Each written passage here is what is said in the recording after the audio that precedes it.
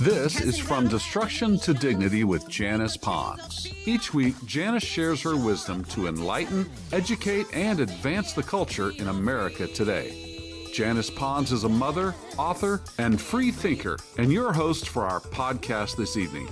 Now let's join your host, Janice Pons. Greetings, greetings, greetings. Come on in. Welcome, welcome, welcome. My name is Janice Pons. I am the host on this podcast, From Destruction to Dignity, Clinical Perspective, Spiritual Truths. Tonight, we are going to continue our journey as we, the people, have been focused on this specific path related to gaining a clearer understanding regarding how our nation is structured, how it's supposed to work, how it's supposed to be structured. Our great flag behind me is our symbol of us connected as a nation, the 50 states. This beautiful seal, our presidential seal, is to remind us of the importance of praying for the president of the nation. I'll say it again. I love to say it. 2 Chronicles 7:14 clearly says, if my people who are called by my name will humble themselves and pray and seek my face and turn from their wicked ways, then will I hear from heaven, and I will forgive their sins and heal their land. My people called by my name says something. It gives us a sense of belonging and identifying together. It suggests that a group of people are going to be recognized and unified under a specific name, reflecting shared values or allegiance. Having said that, you know I'm going to keep praying for the millions, 265,900,000 Americans who are living paycheck to paycheck, digging out of the hole, barely making ends meet last year. Living paycheck to paycheck, 78% of working Americans, that's who that was. Still digging out of the hole. 79% of Americans felt the country was going in the wrong direction. I'm drilling some of these numbers in because it's framing some things that we're going to be talking about as we move forward in 2025. The majority of the citizens said, no, we're not going in the right direction. And they spoke loud and clear at the election in 2024 and elected a new leader. Does it matter who's leading the country? Yes. Does it matter who's in the White House? Yes. Does it matter who's in Congress? Yes. Does it matter who is in charge? That determination has been made. So where are we now? People are struggling with acceptance still. But can we move on as a nation? Let's look at some dynamics together. Whether people like it or not, I'll say it again because some people don't and some are elated. Donald John Trump, was elected to head up this nation, the executive branch. Got the legislative branch, the judicial branch, the executive branch. He's in charge of the executive branch. He and J.D. Vance, they're the ones, the GOP trifecta. We got the GOP gain control of the House, the electoral vote, the popular vote. Won the Senate, the House, powerful. All of this evokes so many strong emotions in our fellow Americans. Some are late, they're just thrilled. Some are not. They can't get over it.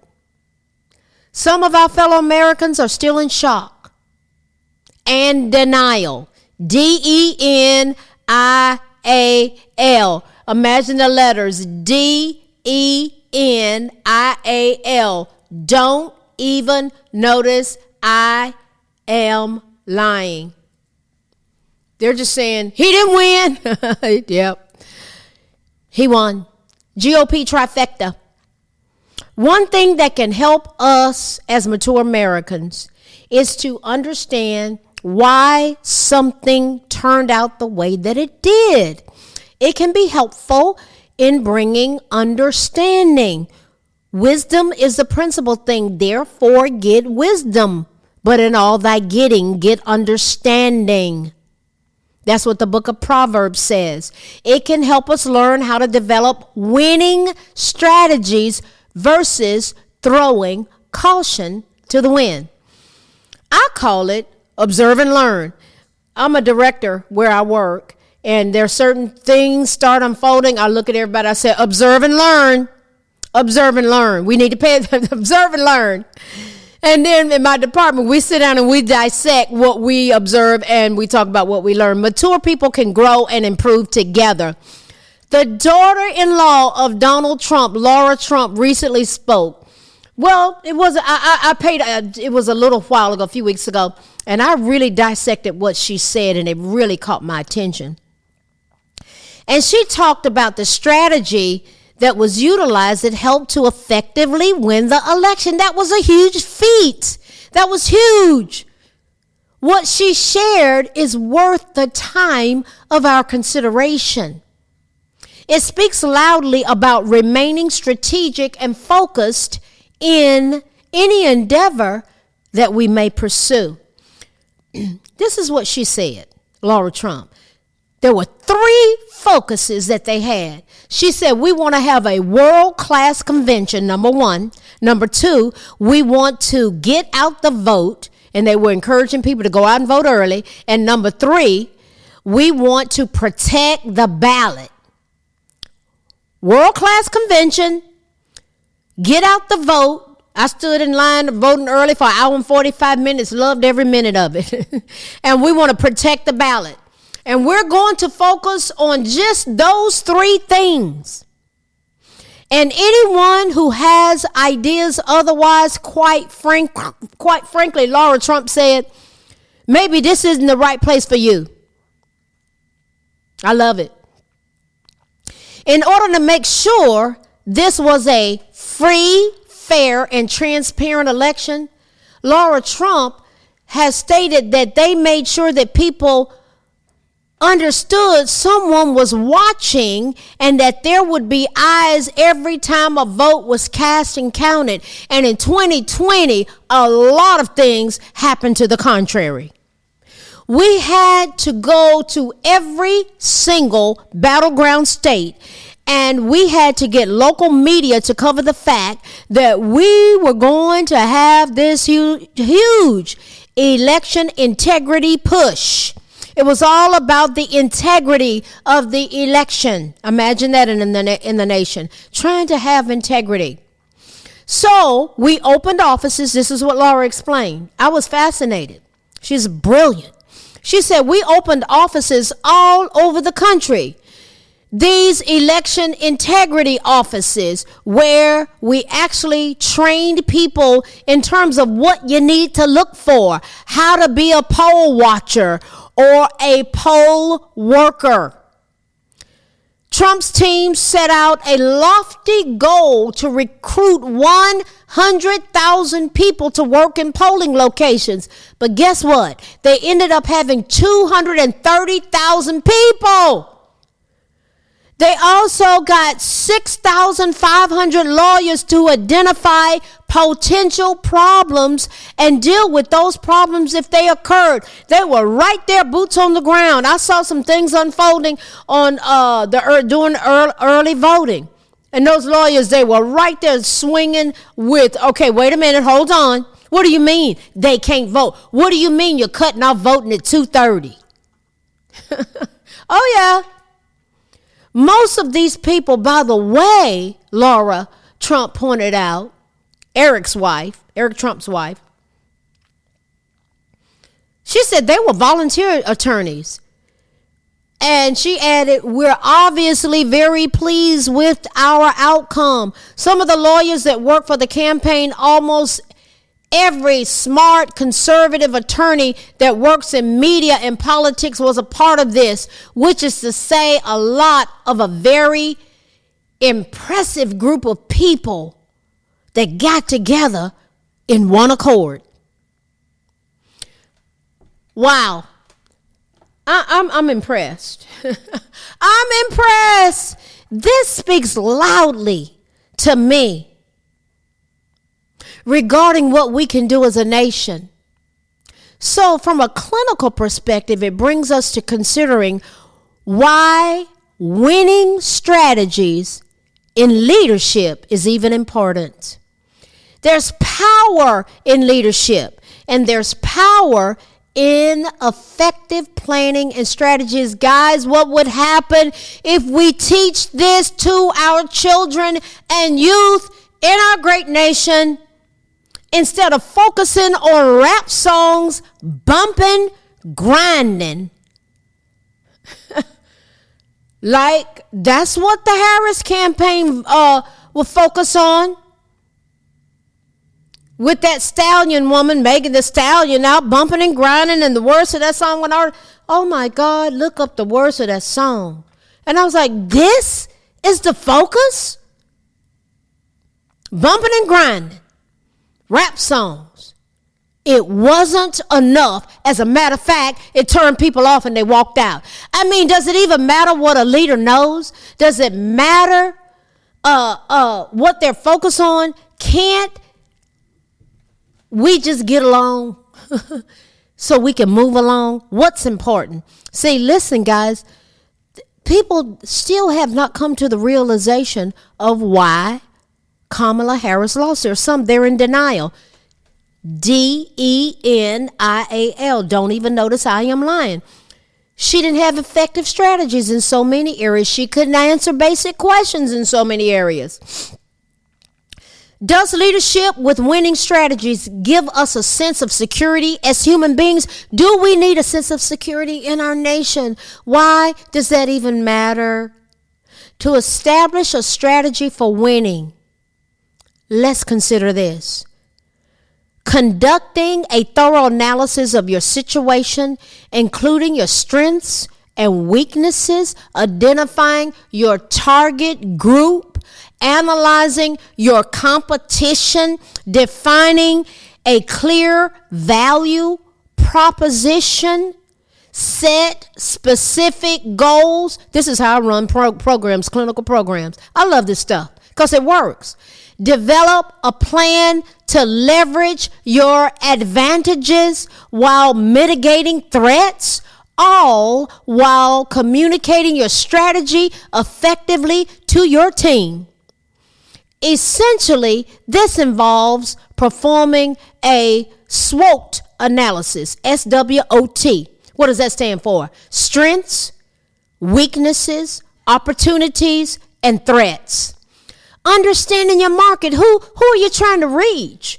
And creating a very unique selling point to stand out from competitors. Listen, rapping, bumping and grinding didn't get it when people didn't know how they were going to get gas and pay for groceries.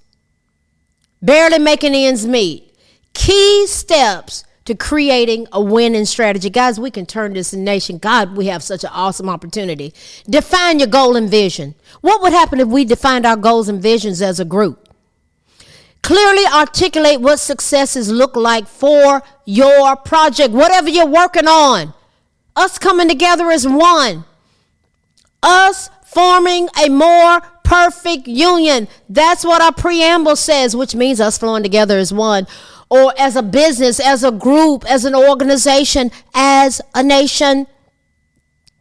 Including specific objectives and desired outcomes. Suppose we got on the same page as a nation in our homes like this. Teaching our children how to think this way. When I was raising my son, we did that solution-focused problem-solving model, the 6-step model. It was on the wall. I taught him how to think this way. I don't know what to do, Mom. Well, let's go to the wall, baby. What step are we on right now? Yeah, I did a whole podcast on that. We have specific objectives and desired outcomes, and I taught him how to think that way. Who, what, when, where, how, and why.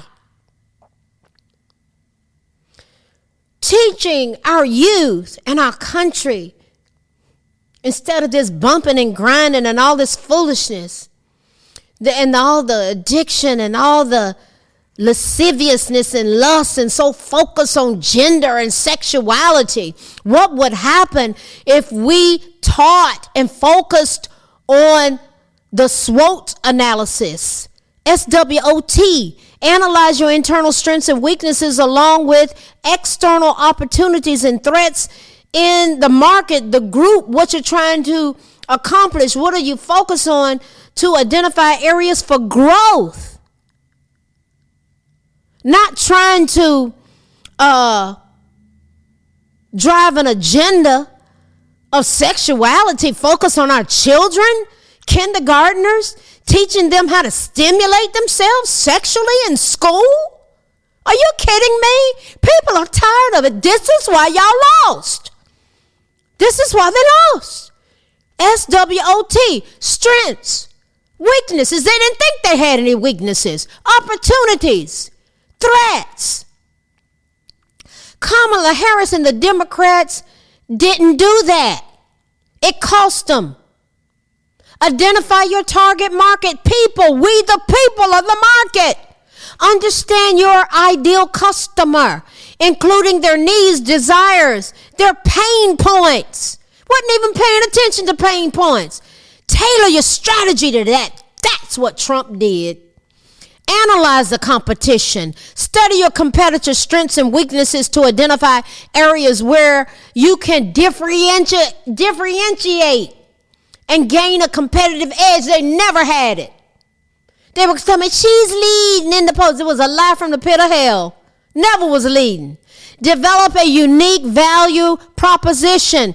Clearly communicate what sets you apart, your services apart from competitors, highlighting its unique benefits and value to the customer. We the people were the customer. Yeah. They were trying to get our vote. They didn't get it. Not the majority of it. Create a strategic plan.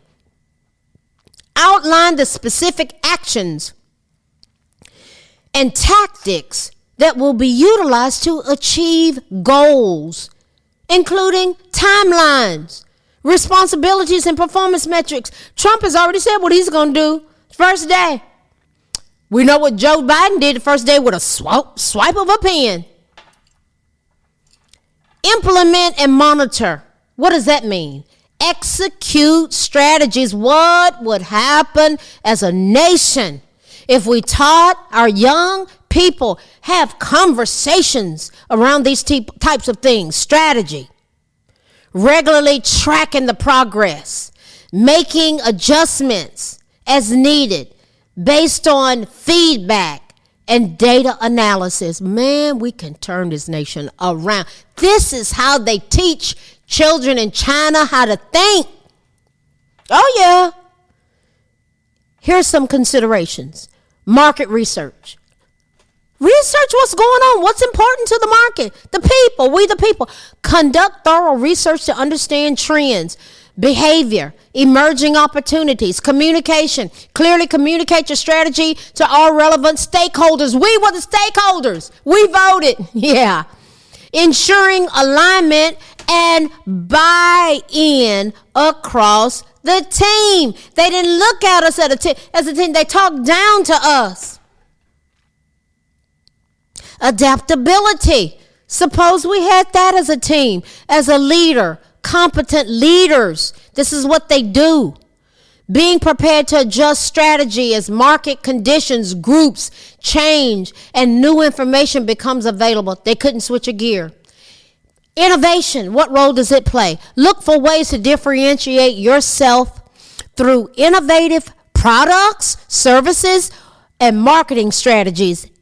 Trump is a master at that, and he went after us, and he's going to deliver. So, where do we go from here?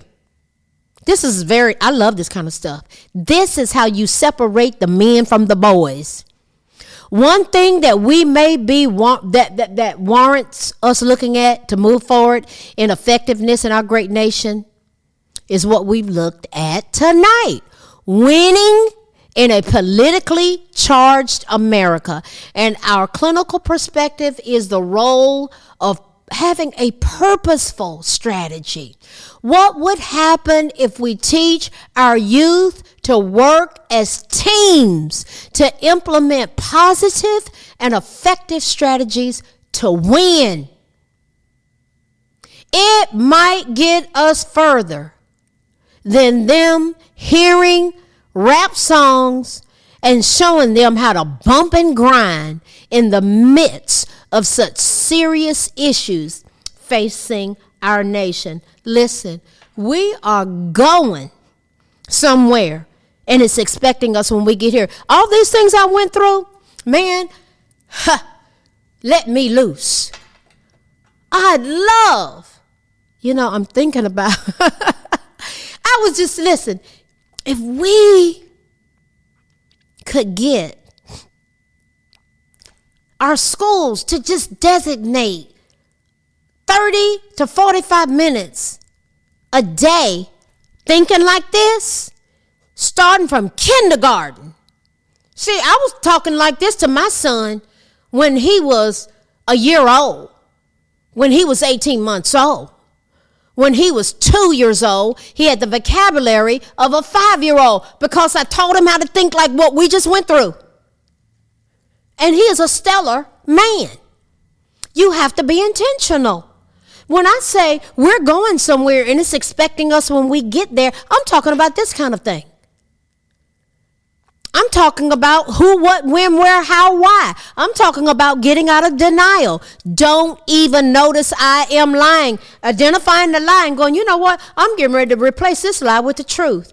And having observable and measurable strategies, skills, and tools. That's why I talk about the therapeutic process. And I've laid out a lot of these things that we're talking about. Actually, in my book, Stealing the Minds of America, God told me put America on a treatment plan. I said, what are you talking about, God? He said, a structured way of looking at things. You can get this on Amazon. Stealing the Minds of America. It's still being ordered.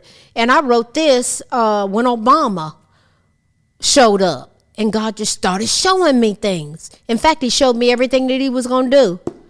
And he did it.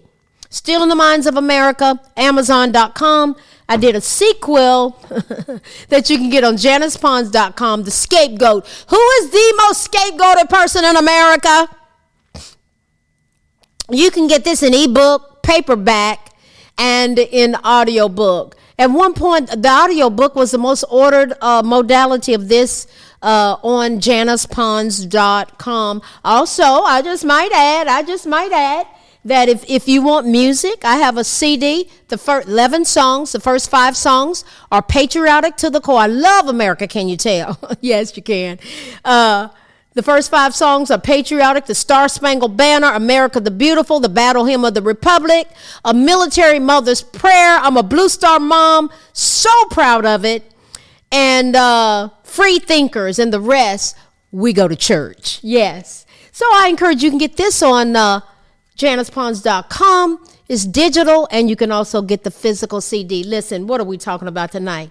I love America. I love you. Why? You are my fellow American, and a lot of you are my brothers and sisters in Christ. And I am not ashamed to say that we are brothers and sisters in the Lord. We are. And you know what? If you don't believe in the Lord, I love you. We are fellow Americans. Let's just camp out around that. Let's camp out around what we do have in common, what might happen. I'm telling you what, that SWOT, SWOT, boy, I'm telling you, we are a force to be reckoned with. We are one nation under God, indivisible, with liberty and justice for all.